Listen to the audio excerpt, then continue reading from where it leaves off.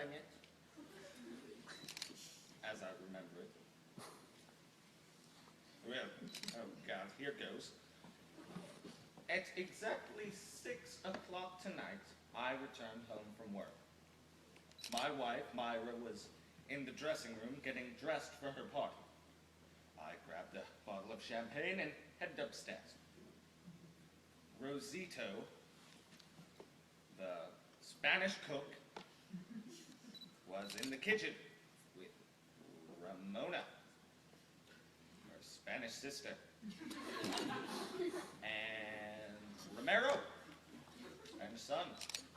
Romero, 2 R's.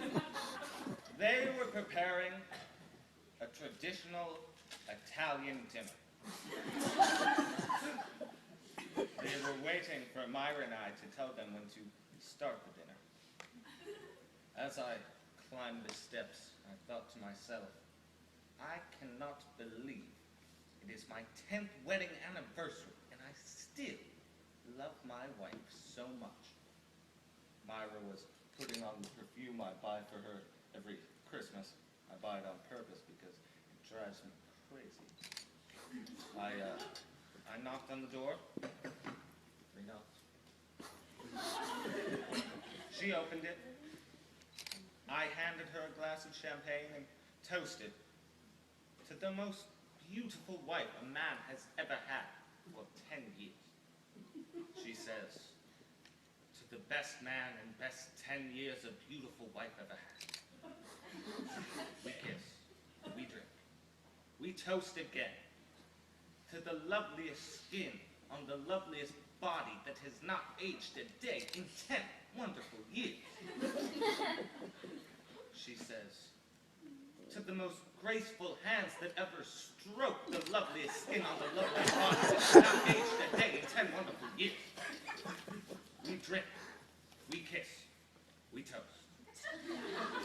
We drink, we kiss, we toast. We drink, we kiss, we toast. It's 7 o'clock. The bottle is empty. My wife is completely sloshed. And I am drunk. Then I smelled the perfume. Perfume I was never able to resist. And in that moment, I loved her with as much passion and ardor as the night we were first newlyweds. I tell you this, not out of shame or embarrassment, but with pride and joy in a love that grows stronger and more lasting with each new day. We lay there, spent, naked in each other's arms, complete in our happiness, when suddenly a gentle knock at the door. 3 knocks. A strange young man looks down at us, holding a knife. Myra screams. I run and grab the gun from my drawer. She grabs a suit jacket, defends herself, while I aim my gun at the strange man, ready to save my wife's life. He says, el hombre, el enchilada en 5 minutos? Papas fritas is muy bueno. But I don't speak Spanish! I've never seen Rosito's son Romero before. I didn't know the knife was for cutting up salad, and I didn't know he was saying the dinner would be ready and the french fries were good. So I aimed my gun at him. But then Myra screams and pulls my arm. The gun goes off right in my ear while he runs downstairs and tells Rosita and Ramona, que mamacita, el hombre es que loco! Rosito, Ramona, and Romero all leave in a huff. Meanwhile, I'm bleeding all over Myra's new dress. She grabs a bathrobe and runs downstairs to convince them to stay so we can have dinner. Meanwhile, here, a car pulling up. It's our first guest. By now, Myra has run downstairs to the basement, looking for the cedar chest that contains her dress last year from Bonds for Israel. The stairs are steep. She falls and trips and passes out and lays there. I come downstairs, seeing the basement door open and fearing that the strange man with the knife will come back, lock it, not knowing that my wife is down there. Meanwhile, it's 8 o'clock and it's room dark. I look outside, and while Ramon and Romero and Rosita all leave in their Alfa Romeo, I think someone is trying to steal my beautiful old Mercedes-Benz, so I take another shot at them. While I see my first guest walking up the driveway. Suddenly, I run upstairs to get NyQuil and Tylenol for my ear, because the hole in it is killing me. But the blood from my fingers gets in my eyes, and suddenly I take an entire bottle of Valium. I can hear my first guest walking through the kitchen. So I tried to write a note explaining what happened. It all looks like gibberish. So I tear it up, not wanting them to think that this is some sort of deranged attempted suicide. And I knew that my friend Glenn Cooper was coming, and that it would be very, very, very bad for his campaign to get mixed up in an attempted suicide. So I flushed it down the toilet. Then I hear my guest walking up the stairs into my room, asking me what happened, and I want to explain what happened, but I pass out from the Valium, and that, officer, is the entire goddamn story.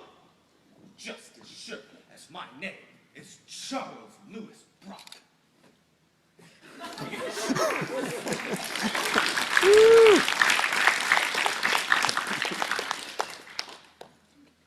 I buy it.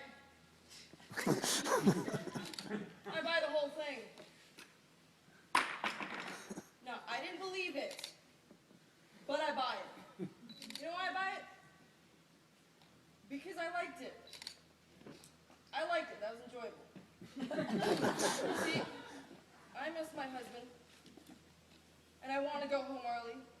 So, take care of that ear, Miss Brock. Yes, officer. Happy anniversary. Thank you. And good night. Get out. I mean, goodbye.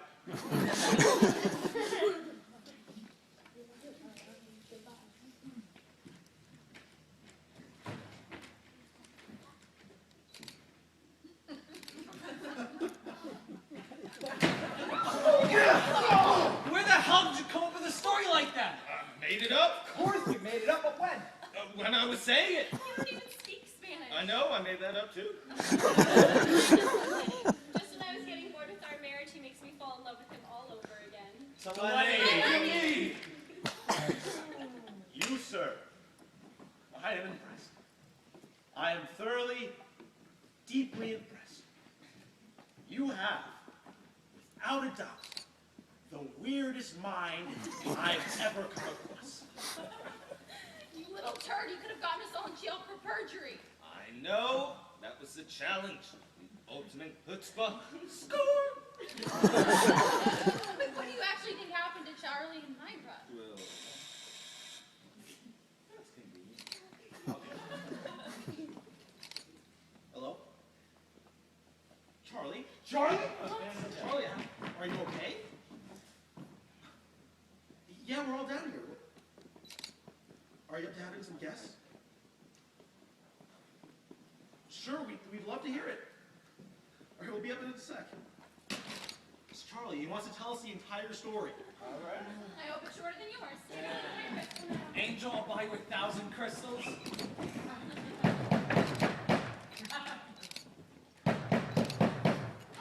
door! Let me out! Who is it?